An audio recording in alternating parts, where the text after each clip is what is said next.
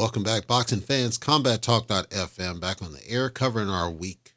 It's actually the week of boxing. There's a couple fights that are happening on Friday. Next Friday is coming up, and I'm going to just talk about those real briefly. Let me revisit some fights that I covered last episode. Takuma Inoue, I talked about. He was fighting on Cajas. I figured that Inoue, a solid, I figured he was just going to get a decision win. No, he stopped on Cajas. That's a shock because Cajas is rock solid. And Ankaz was there. He was there fighting, but it was just too much. So Inoue gets that W by stoppage. He defends his title successfully. An amazing win there. Junto Nakatani, again, I figured he would win. I didn't figure he looked that good doing it. He looked like a freaking world beater.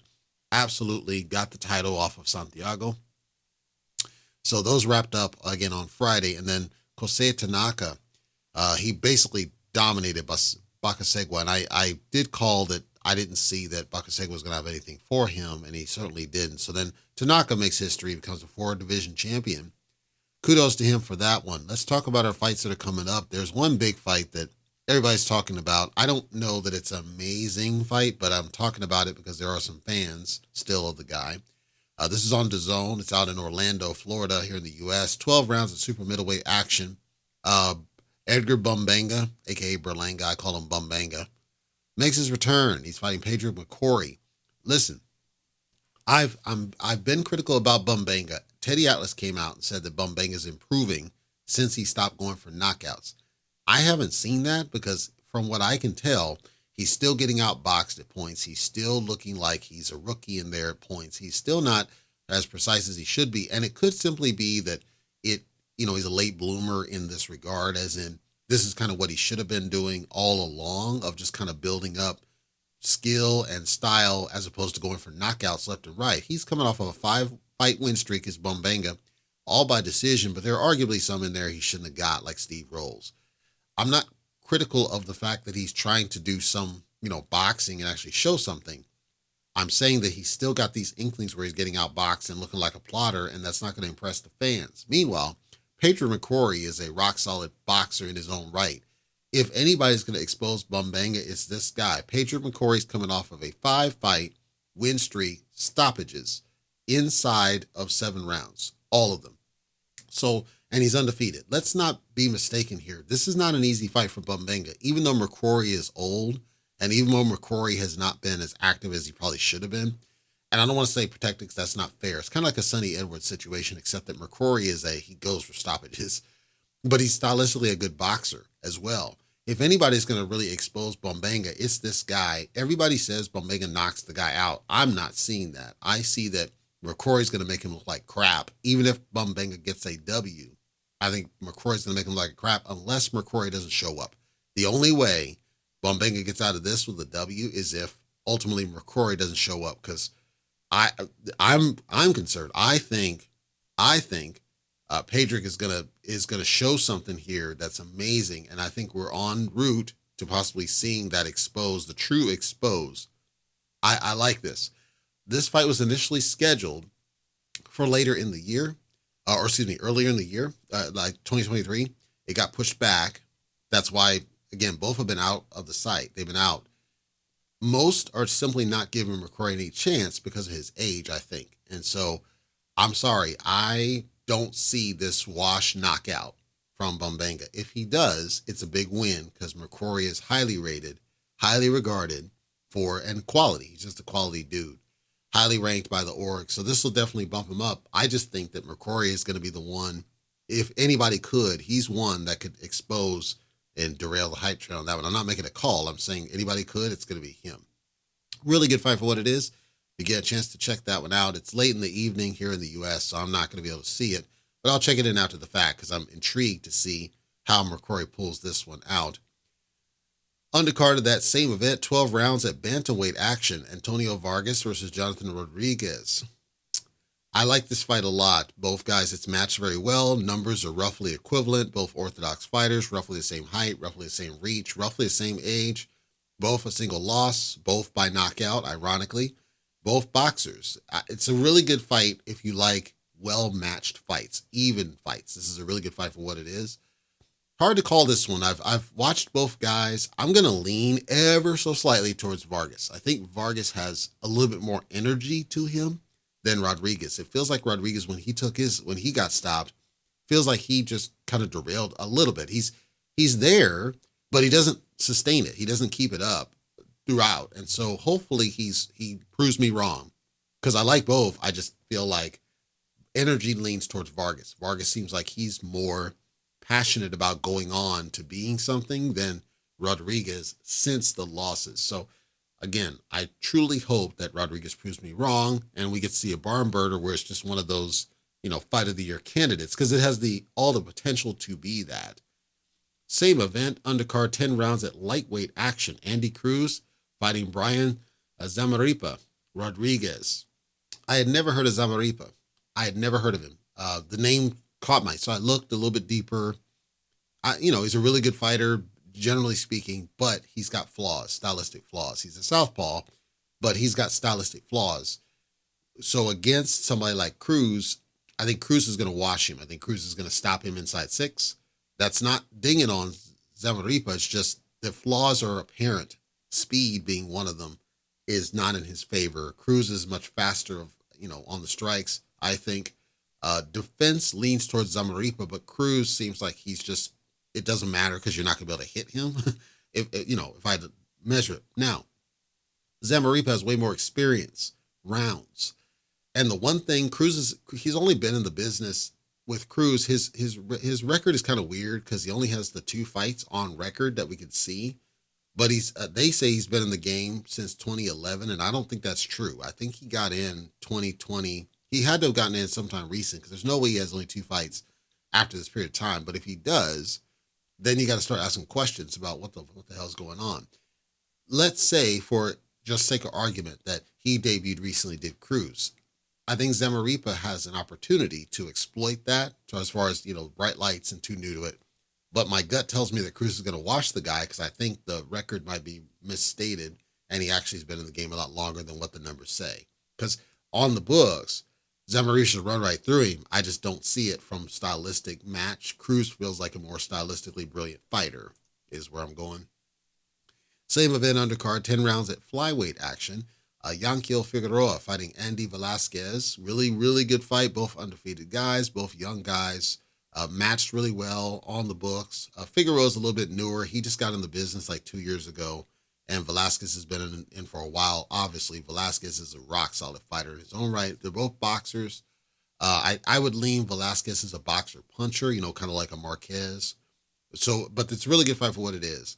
I'm leaning Velasquez. I think that Figueroa, he's somewhat new to this level. I don't think that he's been matched enough to where he can hang at this level. Hopefully he proves me wrong, but from what I saw, I think Velasquez is just more solid than what Figueroa is going to bring. And we'll have to see which guy is able to pull it out mentally, because again, they're stylistically good. I just think that Velasquez is just that much better is my call on that one. Same event undercard, 12 rounds at welterweight action. We got Jasov versus Pablo Cesar Cano. Cano is a legend in the business by this point. He's been around. He's been with some of the best to possibly do it. And then Jasov is on the up and rise. Jasov debuted, I think, like 6 years ago or something. And, it's actually a well-matched fight. Despite that, obviously the numbers are off, because Cano's going to have way more fights in the books. But other than that, it's a well-matched fight for what it is, I think.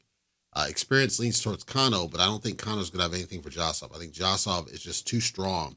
He's a boxer-puncher. He's just too strong, in my opinion, for Cano. Cano's got power, but he's not been able to, his defense has waned. He's not as defensively brilliant as he used to be way back when he was getting his W's. So he is coming off of a stoppage win, and he clearly still has the power, does Cano. I just think that Jasov is a different level of fighter. I suspect that he's going to clip Cano with something and get a ref stoppage sometime late is my gut talking. If not, then I think Jasov gets a W by decision, like just completely outboxes him. Then we got one fight happening out in the UK at the Telford Center in Telford. This is on DAZN in the US. And what the heck is this? Freeview in the UK. I've never heard of Freeview, but Freeview in the UK. 12 rounds at super welterweight action. Abbas Barao, I had never heard of him, versus Sam Eggington, and I clearly know him. He's on our masterpiece series where we did those warriors. And Eggington, we're a real big fan of his, just an absolute warrior in the ring, just leaves it all in there. And maybe this is a build back for Barao based on the losses he recently took. He took 2 losses back to back. Here's the thing. The interesting thing on Barao, I think one of his losses got overturned, is my gut speaking, because I see in one area he has 2 losses, and another place says he has 1 loss. But I clearly see that there was 2 at some point.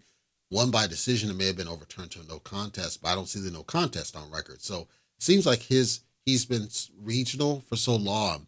His record's kind of up in the air. We don't really know what the heck's going on with him. So I couldn't get a pulse on how much game he is in this one. Meanwhile, Eggington has been out for a long time. He had a long layoff, and that's been concerning people of whether he's going to be able to come back and fight at this level. Because if you can say anything about Barao, he certainly has the power. He's a boxer puncher, so he certainly has power if nothing else. We just don't know if he has the skill to deal with somebody like an Eggington, who's just a damn warrior in there. Durr was all hell.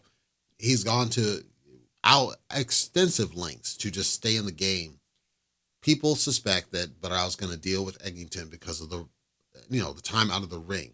It's absolutely possible, but from what I saw of Barao, I'm not impressed. I didn't see that Barao's going to have anything for him, but most online are gunning for Barao to get this W. So I'll definitely kind of keep my ears open about this one. This one's taking place on the 1st of March. That's going to be this coming up Friday. If you want to check it out, like I said, in the US, it's DAZN. This free view in the UK. Barao versus Eggington. If for no other reason than to support Eggington, because he deserves everybody's support. That's what we got on deck here for boxing. And then I'll just briefly mention this whole business with Ben Armstrong that you may not even know anything about. So there's this influencer fight club garbage, and it's aligned with this karate combat, and they get all these influencers online who are basically people who are paid to promote something, and they get them in a ring to fight. So it's either some sort of kickboxing or MMA or straight boxing match against people who are not real athletes. Some of them are athletes like, KSI or, Logan Paul or something, but some of them are just random people doing whatever. So Ben Armstrong is on the crypto side, and he had a lot of controversy recently because of a bunch of nonsense around crypto specifically. And then he climbed in the ring against a guy called More Light, which I'd never heard of, who's apparently all about Bitcoin. And the odds were leaned way against Ben Armstrong because Ben Armstrong is out of shape. He's grossly out of shape. I would call him obese at points. Out of shape. He put footage saying he looked sloppy. He was falling over, And I watched segments of the fight, and More Light, he was impressive in some of the strategy, blocking with your glove, blocking eyes with your glove, and then coming over the top. Very good shots. It seemed like just when Ben got frustrated, he just went all out, and that was too much for this More Light dude, and then he got overwhelmed, and it was a decision for Ben that as I saw it, I didn't see a decision for Ben. It was almost comical to see this. So the reason I bring this up is if you're interested in that kind of, sideshow circus type fights, Influencer Fight Club is something you might want to check out. They do that on a regular basis, and it's part of some MMA stuff that they do. To where you can kind of see what not to do in the game of boxing. Obviously, none of these people should ever step foot in the ring with real boxers, but it also gives you a newfound respect for guys like a Logan Paul and Jake, right? And KSI even. I'll even give KSI. KSI sucks, but he is light years beyond what I saw the other day. There's levels, and so some of these guys take it serious, and they go and they can make a living doing it off their name and their brand, and then they're serious about it. They train and they work to get there. Whereas when you compare them, these ones that get criticism on the business, to these other influencers, you got to give these guys their flowers, as the kids like to say. Again, the Jakes and the Logans and the KSIs of the world, for their level of skill is bar none above some of these other ones. So that means they're taking it more serious than some of these other ones. So I just want to give a shout out to some of the other true crossover ones that went from influencer into boxing, whether they're still influencers or not, but that took it serious, tried to refine the craft, actually improved as fighters. Because KSI did improve. It's not like he's the same crap he was when he first fought Logan. Not even close. He's significantly improved since then. So he clearly takes it serious. I'm just saying he's still crap when I compare him against somebody else that's a pro.